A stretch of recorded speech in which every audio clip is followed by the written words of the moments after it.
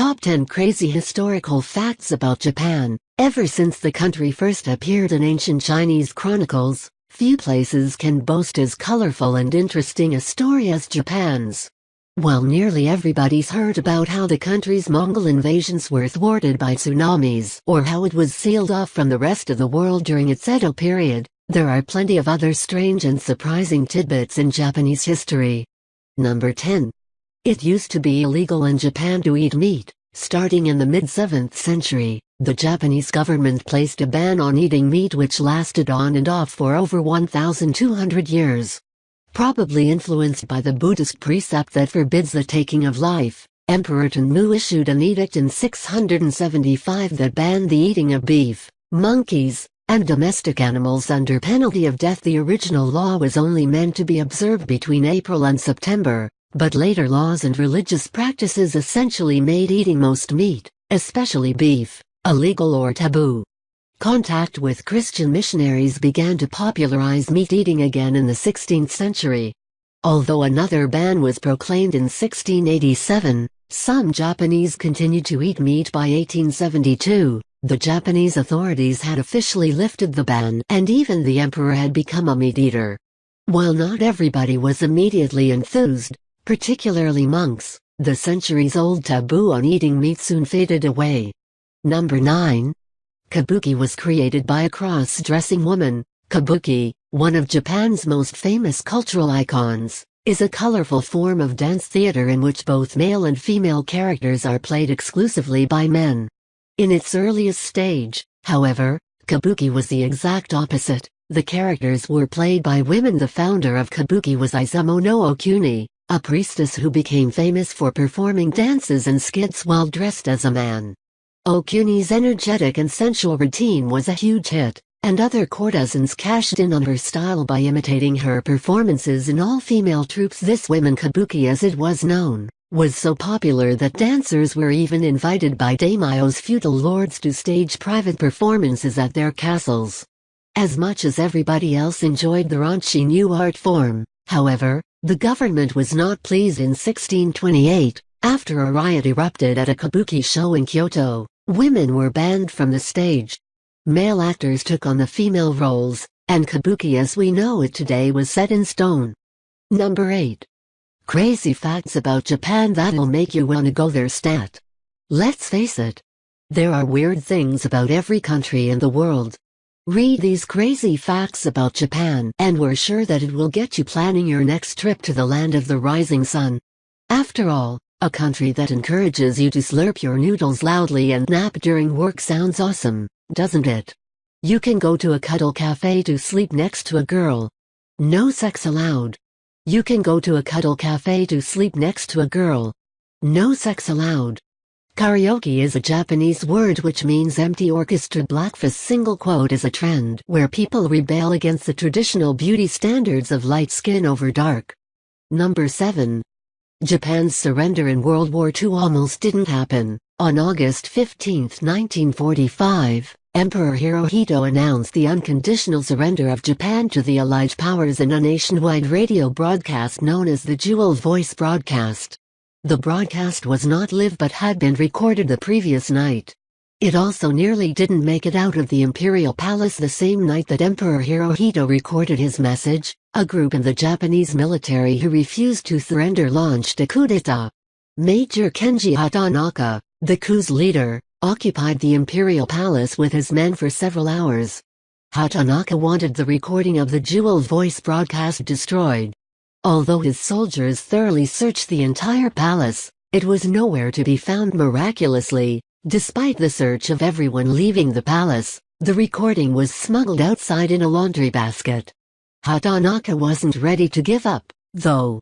He left the palace and pedaled to a nearby radio station on his bicycle. Hatanaka wanted to air a message, but the station wouldn't allow it because of technical issues. Defeated, the rebel leader returned to the palace, shooting himself in front of the building. Number 6. Samurai sometimes tested swords by attacking random passersby. In medieval Japan, it was considered dishonorable if a samurai sword couldn't cut through an opponent's body in one stroke. It was important then for a samurai to know about the quality of his weapon, and every new sword he got had to be tested before he took it into battle. Samurai usually practiced cuts on the bodies of criminals and corpses. But there was another method called tsujiri, crossroads killing, in which targets were random commoners who were found walking on crossroads at night. Incidents of tsujiri were rare. But it did eventually become such a problem that the authorities felt the need to ban it in 1602. One report from the Edo era, 1603 to 1868, describing the early years of the period, claimed that people were killed in tsujiri every night on certain crossroads in modern-day Tokyo. Number 5. Father of the Kamikaze committed seppuku to atone for the pilots he helped to kill. By October 1944, Vice Admiral Takehiro Onishi believed that the only way for Japan to win World War II was through the infamous Kamikaze operation, suicide attacks in which Japanese pilots would crash their planes into Allied ships. Onishi hoped that the shock of the attacks would unnerve the United States, leading them to give up the war. He was so desperate, in fact, that he said he was willing to sacrifice 20 million Japanese lives to win. After hearing of Emperor Hirohito's surrender in August 1945, Onishi became distraught over the thousands of Kamikaze pilots he had sacrificed. He thought that the only proper atonement was suicide and committed seppuku on August 16. In his suicide note, he apologized to the souls of those bereaved dead and their bereaved families and begged for the young people of Japan to work toward world peace. Number 4. The first Japanese convert to Christianity was a murderer on the run. In 1546, the 35-year-old samurai Anjiro was on the run from the law. Wanted for killing a man in a fight, he was hiding in the trading port of Kagoshima to avoid capture. While hiding, Anjiro came into contact with some Portuguese, who took pity on him and sent him off to Malacca. During his time abroad, Anjiro studied Portuguese and was baptized with the name Paulo de Santa Fe, becoming the first Japanese Christian. He also met Francis Xavier, a Jesuit priest who traveled with Anjiro to launch a Christian mission in Japan in summer 1549. The mission ended poorly, with Anjiro and Xavier parting ways, the latter settling to try his luck in China. Although Francis Xavier's Japan mission might not have gone as well as he had hoped, he was eventually made a saint and a patron of Christian missionaries. Anjiro, who is believed to have died a pirate, is now largely forgotten. Number 3.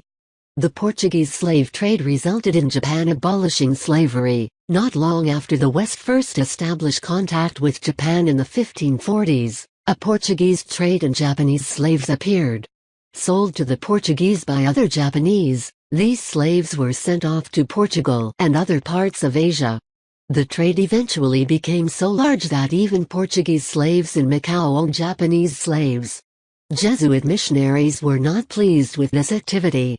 In 1571, they persuaded the King of Portugal to put a stop to the enslavement of Japanese. Although Portuguese colonists resisted and ignored the ban, Toyotomi Hideyoshi, a Japanese warlord and leader, was furious about the trade. While ironically having no problem with enslaving Koreans during the Korean invasions he launched in the 1590s, Hideyoshi was vocal about ending the trade in Japanese slaves. In 1587, he issued a ban that outlawed the practice, although the sale of Japanese slaves did persist for some time afterward. Number 2. Over 200 Japanese high school girls were used as nurses in the Battle of Okinawa. In April 1945, the Allies launched their invasion of Okinawa. The 3-month-long bloodbath killed over 200,000 people, 94,000 of whom were Okinawan civilians. Among the civilian dead was the Imuri Student Corps, a group of 200 female students between the ages of 15 and 19 whom the Japanese had forced to work as nurses during the battle. At first, the Imuri girls worked at an army hospital. But they were moved to caves as the bombing of the island grew worse. They fed wounded Japanese soldiers, helped to perform amputations, and buried the bodies of the dead. As the Americans advanced, the girls were told not to surrender. Instead, they were advised to commit suicide by hand grenade. Although some of the girls killed themselves, others died in the fighting. In one incident known as a Cave of the Virgins, 51 of the girls were killed after the cave they were hiding in was shelled. After the war, a monument and a museum were built for the Imuri girls. Number 1. Japan has its own nuclear weapon program. During World War II, the atomic bombings of Hiroshima and Nagasaki shocked Japan and the world in August 1945, but one Japanese scientist might not have been so surprised. Physicist Yoshio Nishina had been worried about the possibility of such attacks since 1939. Nishina was also the head of Japan's first nuclear weapon program, which started its research in April 1941.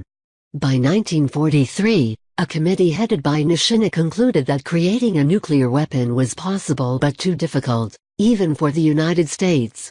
The Japanese continued to research the possibility in the meantime, and another program called the F-Go project was set up under physicist Bunsaku Akatsu. Though neither program was successful, who knows how differently World War II might have turned out had Japan gotten an atomic weapon first? According to author Robert K. Wilcox, Japan had the knowledge to create an atomic bomb but lacked the resources. In one close call in May 1945, a Nazi submarine that was supposed to deliver 540 kilograms 1,200 pounds of uranium oxide was captured on its way to Tokyo by the United States Navy.